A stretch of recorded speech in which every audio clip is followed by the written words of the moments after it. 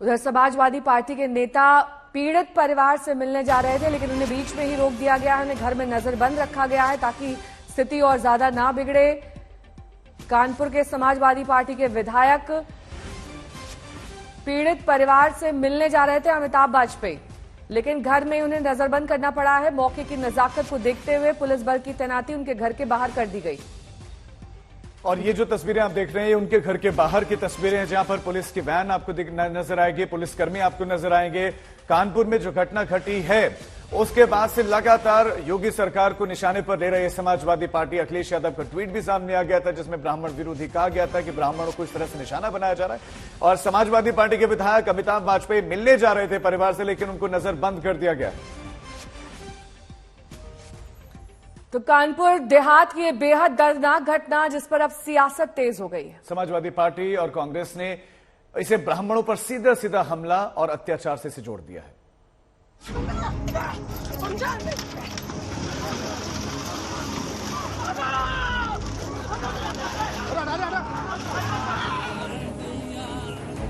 मेरी मम्मी जगह चल रही है। कानपुर देहात की इस घटना पर सियासत तेज हो गई है। समाजवादी पार्टी और कांग्रेस दोनों ने ही इसे ब्राह्मणों से बेरहमी बताकर योगी सरकार को घेरने की कोशिश की। उत्तर प्रदेश में बुलडोजर का जो सच है वो यही सच है कि जो हाशिए पर है, जो कमजोर है, जिसकी आवाज उत्तर प्रदेश में, जिसके 12 मुख्यमंत्री होते थे ब्राह्मण समाज के, आज उसको बुलडोजर से कुचल दिया जाता है, उसको जलता हुआ छोड़ दिया जाता है। इसके अलावा कांग्रेस ने इस घटना के जरिए योगी सरकार की बुलडोजर नीति पर हमला किया। कांग्रेस के ट्विटर हैंडल से ट्वीट किया गया, योगी की बुलडोजर नीति ने 2 की जान ले ली। यूपी के कानपुर में ब्राह्मण परिवार के घर पर योगी सरकार का बुलडोजर चल गया। घर गिराने से क्षुब्ध मां बेटी ने खुद को आग लगाकर जान दे दी। कितना विभत्स है ये सब। यूपी के डिप्टी सीएम ब्रजेश पाठक, जो खुद ब्राह्मण है, उन्होंने दोनों दलों पर राजनीतिक रोटी सेकने का आरोप लगाया है। जो राजनीतिक दल है वो अपनी रोटी सेकने का प्रयास कर रहे हैं, लेकिन हमारी सरकार इस घटना को बहुत गंभीरता के साथ ले रही है और हम किसी भी दोषी अधिकारी को बख्शेंगे नहीं, कड़ी कार्रवाई करेंगे। फिलहाल इस मामले में कानपुर देहात के एसडीएम, एसओ, लेखपाल समेत कई लोगों पर एफआईआर दर्ज कर दी गई। एसडीएम को तहसील से हटा दिया गया। अब सस्पेंड करने की तैयारी। आशीष कुमार के साथ कुमार अभिषेक, लखनऊ, आज तक। और कानपुर की इस घटना में महीने भर पहले राज्य मंत्री प्रतिभा शुक्ला की डीएम नेहा जैन से बात हुई थी। उनकी सिफारिश के बाद परिवार डीएम से मिलने भी गया था, लेकिन डीएम ने परिवार को भगा दिया और उनके खिलाफ केस दर्ज करवा दिया। अब मंत्री जी कह रहे हैं कि उनका मंत्री रहना ही बेकार है।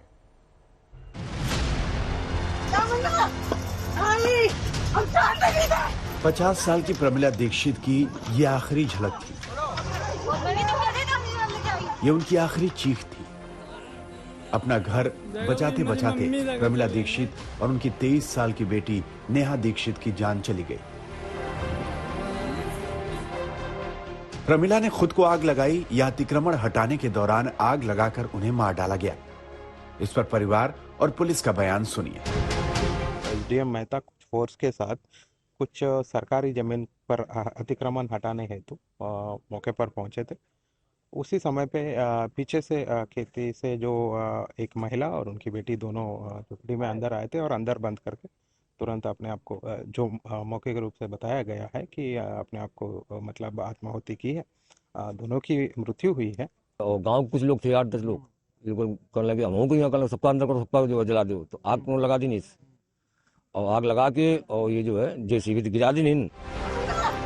पुलिस के मुताबिक वीडियोग्राफी से साफ हो जाएगा कि मां बेटी ने खुद से आग लगाई या उन्हें आग लगाकर मार डाला गया।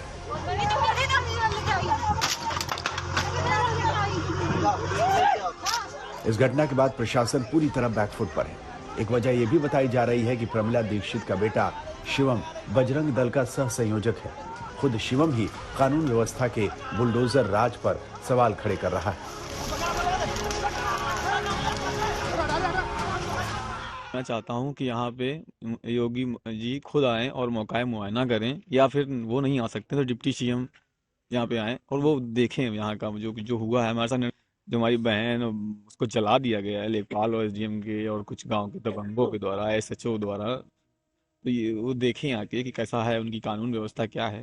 रात में ही प्रशासन ने पूरी सक्रियता दिखाते हुए दोषियों के खिलाफ कड़ी कार्रवाई की है और हम उच्च स्तरीय जांच करा रहे हैं। इसमें जो भी दोषी होगा हम उसको कड़ी कार्रवाई करेंगे और अधिकारियों को भी हम बख्शेंगे नहीं। जिन लोगों ने इस प्रकार की घटना का अंजाम देने का प्रयास किया है उनके खिलाफ हम कड़ी कार्रवाई करेंगे।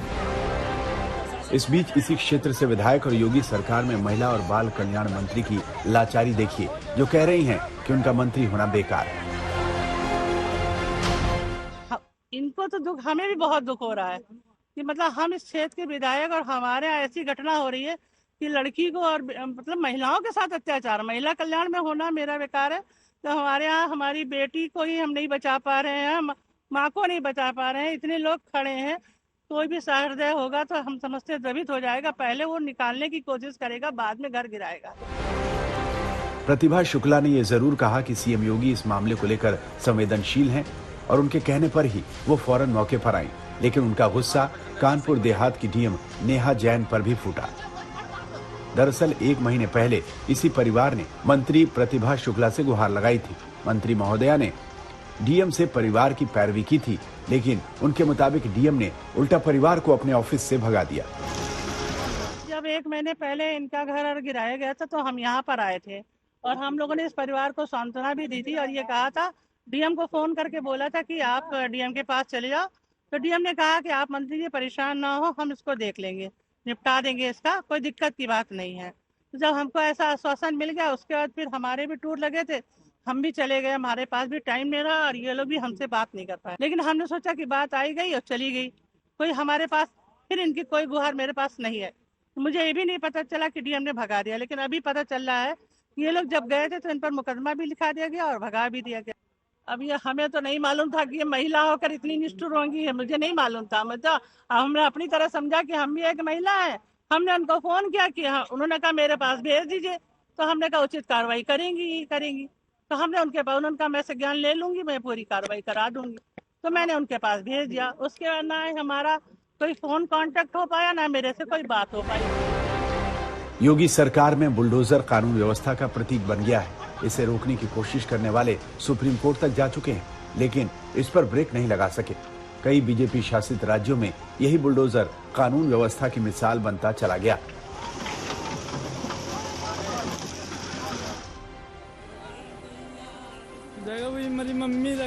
लेकिन कानपुर देहात की इस घटना में इसके अमानवीय चेहरे को भी बेनकाब किया है, जिसके बाद योगी सरकार भी सोचने को मजबूर हो गई है।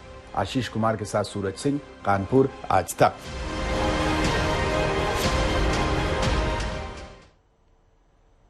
तो मंत्री जी खुद कह रहे हैं कि हमारा तो मंत्री रहना ही बेकार है, क्योंकि सारे सवाल सरकार पर उठ रहे हैं। डिप्टी सीएम केशव प्रसाद मौर्य ने इस पर क्या कुछ कहा है, आपको सुनाते हैं। हमारे संवाददाता ने उनसे खास बातचीत की है। उत्तर प्रदेश के कानपुर देहात में एक कार्रवाई के दौरान मां बेटी की जलकर मौत हो गई। जिस तरीके से पूरा मामला आया उसको लेकर राजनीतिक पार्टियां भी आगे हैं। इस पूरे मामले को लेकर सरकार आखिर किस तरीके से देखती है, हमारे साथ डिप्टी सीएम केशव प्रसाद मौर्य हैं। सर, जिस तरीके से घटना हुई है, क्या कहेंगे? नहीं, कानपुर देहात की जो घटना है वो दुखद है, दुर्भाग्यपूर्ण है, पीड़ाजनक है और ऐसी परिस्थिति नहीं आनी चाहिए। लेकिन संबंधित मामले में अभियोग भी दर्ज कर लिया गया है, विस्तृत और उच्च स्तरीय जांच भी हो रही है। जो भी दोषी होंगे उनके खिलाफ कार्रवाई भी की जाएगी।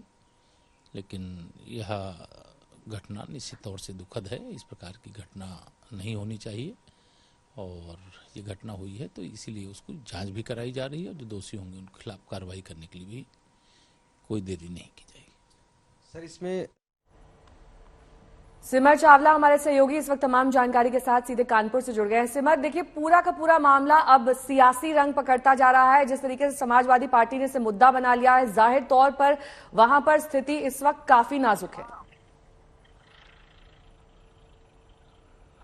जी बिल्कुल, हमने देखा है कि समाजवादी पार्टी और साथ में कांग्रेस पार्टी दोनों ने एक तरफा सरकार को घेरने की तैयारी करी। हमने देखा ट्वीट पे कैसे बुलडोजर का नाम का यूज करके कैसे सरकार को टारगेट किया।